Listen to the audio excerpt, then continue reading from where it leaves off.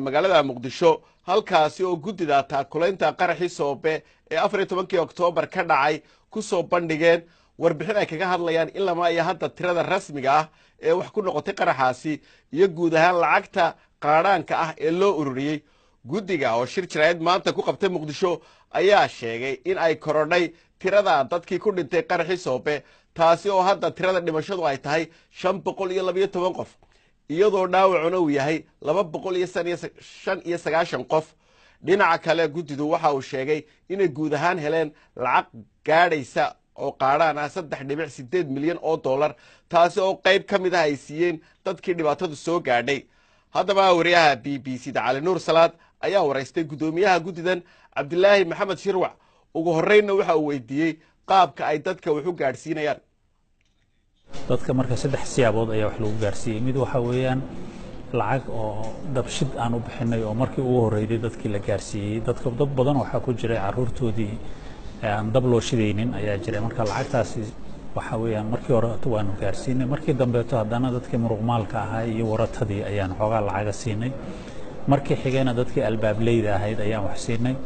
agoontaas aan sheegnay oo 1,807 ah ayaan iyagana wax siinay oo lacag waxaanu siinay 300 oo ugu talagalnay 6 bilood inay qalbiilka isaga sii xajiyaan. dadaalo badan oo socday awgeed oo dadka loogu gurmanayo waxa ka dhashay isbarbaryaa, sideed u maarayseen?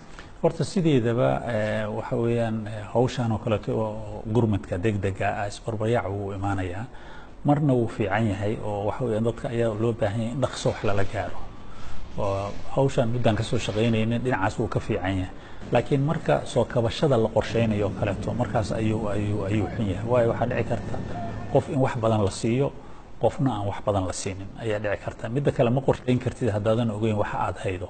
qorshe sax ah ma samayn kartid waxa aad haydo haddii aysan ku xisaabsanayn. hay-adahuna badankoodu waxay ku dadaalaan inay maaragtay media ka muuqdaan, inay muxuu ahaa mataqaanaa dadka dhaqso gaaraan. marka isbarbaryacaasi waxa weeyaan waa dabeecad ay leedahay gurmadku uu leeyahay waay. laakiin annaga waxaan ku dadaalnay sidaanu sheegnay hay-ada dhowri inay nala shaqeeyaan oo ay qorshahooda iyo keenna iyo dadka wax la siinayo iyo dadka muxuu wax la siiyay iyo aan ka wada soconno.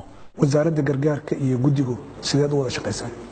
si wanaagsan ayaan u shaqeynaynay ilaa iyo intii wasiiraddu ay iscashishay ka hor muddo aan ku shaqeynaynay. adiga ku dhow 12 maalmood ayaan ku shaqeynaynay xaruntooda.